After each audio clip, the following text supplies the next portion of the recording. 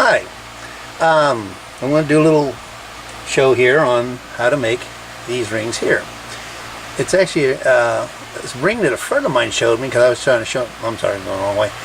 I was showing him how I was making a ring while I wrapped it around 2 times, and I was making some stuff and wrapping crossways.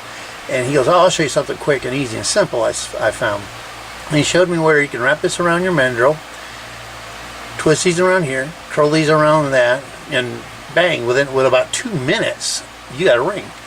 I thought, wow. I said, I got to put this on the internet. Of course, you can always soup this up the way things I do, going across this way with other wires and add a little extra to it. But this is like really quick, easy, and simple to make. And I want to show you how to do that. Okay, to start a project, we're going to need pliable wire. We're going to need cutters. The pliers for doing the curls that are rounded so you can do the curls. A hammer. A piece to put the ring on, which is preferred to as the professionals is the round metal thing. One, not just one, but 2 golf balls. A cork. A shrunken head from a man during the solstice from Tahiti, a left light bulb from a Cadillac, don't forget the crystal, a voodoo priestess ring. We're also going to have to use the skull from a voodoo skull, a book on the dark arts, don't forget this, a thing of juice, so this way you can make it all go together, a knife for the sacrificial goat, and a bowl to mix it all in. Oh, I'm sorry, this is for the beginners. I'm sorry, scratch all this. This is for advanced. Okay, scratch all that. This is for beginners. All you need is some wire, because you can get it at any hobby store. They come in many different colors. This specific one is actually aluminum coated wire.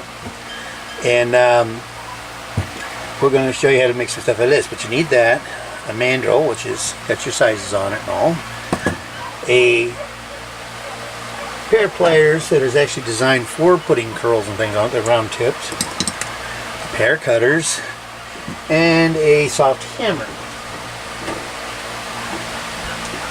You can use a leather type hammer or a hammer like this. A lot of people will take a regular hammer and use it on the mandrel, and that's what a person I was showing how to do this with, that's how you end up scarring your mandrel all up, which I'll never forgive her for that. But anyway, let's get started on this. Okay, the first ring I'm going to make here is a size 10. I don't know if you can see that well or not, but there's a size 10 here.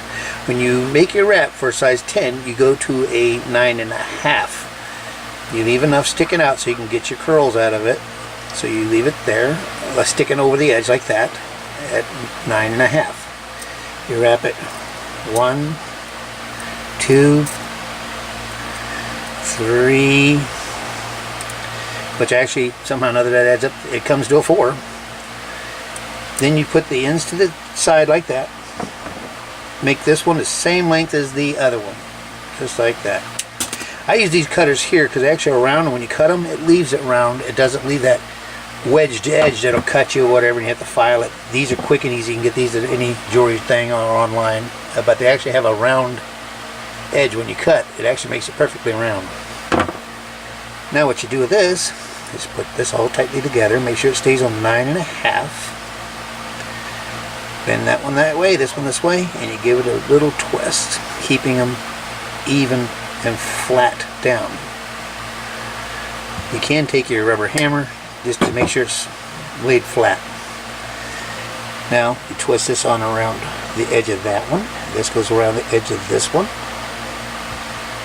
like that. Now you leave these sticking out the edge. Take this and give it a little curl. Actually, I'm going to go the other way just to make it more unique. And do it just enough to make it touch. I don't know if you can see what I'm doing. So just enough to make it touch. Then center it to the ring. You know, make it the middle part. And then you take this one and you do the same thing this way. And pull it to the center of the ring.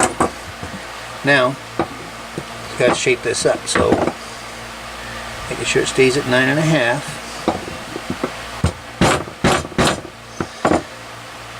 Flatten that out. Now, to bring that down to a size 10, you actually just take it and tap it, and this tightens the knots up, the wire, everything. But you notice how by hitting it with this, it doesn't scar it up like my friend did with the metal hammer. Tavia. But anyway, you hammer this down, make sure that you go at an angle, so when it hits, it goes, slides along and hits that piece. So if you just start banging on it, you end up messing up your piece here. Might have to bend that back a little bit. Little hand adjustment.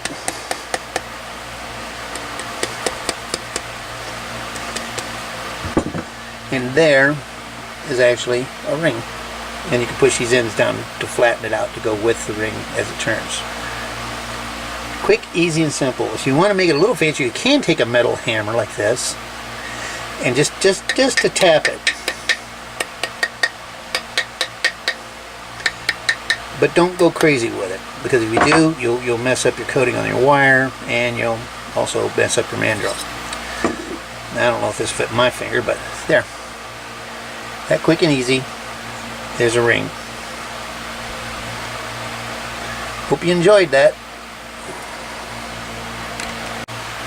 I figured I'd make another one because we just made this one, and this is the way I made one earlier. In case you missed something on that, I'm going to show you again. I got several sizes here I got to make. The next one will be a size 8, so we're going to go to a 7.5, because remember the half. You got to leave enough hanging out the side to do your curls. You can go different lengths. If you're not, you think, well, I don't know if that's enough. Make sure you got too much, because you can always cut off, but you can't stretch it. Well, there is wire stretchers, but you can't do it with this kind of stuff. But anyway, you make it at a 7.5. I'll put it right there, 7.5, and you coil it. 1, 2, 3. And it's funny, every time you do 3 coils, it always ends up 4 of these, because you got the first one already started actually. Go to your same length, take your round cutter again, snip, say a prayer, you do your coil, keeping it straight like that, and you coil, well, trying to escape on me. That's why it's better to take 2 hands and go around, and make sure she stays flat. You can tap it with a hammer. That knocks it out long enough for you to do what you got to do so it doesn't run around. But anyway, you coil these around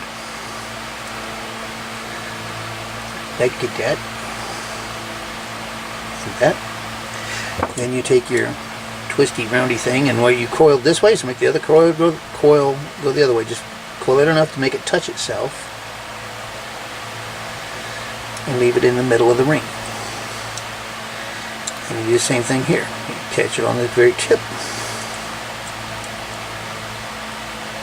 and coil it enough to make it touch itself. You put it down here. Actually, you hit it enough to flatten out that coil, and if you notice now, it's made a nice ring. Push this in the center. Now you notice these sides here look like, oh, that looks a little sloppy, it's coming apart. Nah, we still got to size this thing to a size 8. And when you start sizing, that's when all of this cheat comes together.